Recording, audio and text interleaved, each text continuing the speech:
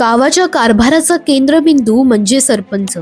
पण सरपंचाचा कामकाज कालावधी किती असतो आणि सरपंच नेमकं काय काम करतो? सरपंचाचा कामकाज कालावधी 5 वर्षांचा असतो. ग्रामपंचायतीच्या निवडणुकीनंतर ग्रामसभेतील निवडून आलेल्या सदस्यांमधून सरपंचाची निवड केली जाते. काही ठिकाणी सरपंचाची थेट जनतेतून निवड देखील होते. या 5 वर्षांच्या कालावधीत सरपंच ग्रामपंचायतीचा प्रमुख म्हणून काम करतो.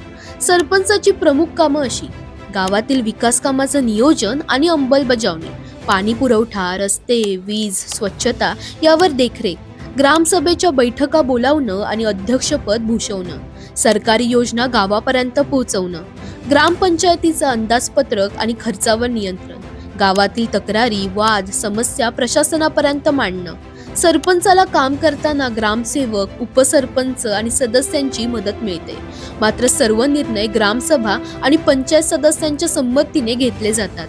जर सरपंचाने गैरप्रकार केला, कर्तव्यात कसूर केली किंवा कायद्याचं उल्लंघन केलं तर जिल्हाधिकारी किंवा संबंधित प्राधिकरणाकडून सरपंचाला पदावरून हटवण्यात येऊ शकतं. म्हणजे सरपंच ही केवळ सत्ता नाही, तर गावाच्या विकासाची जबाबदारी असलेलं पद आहे.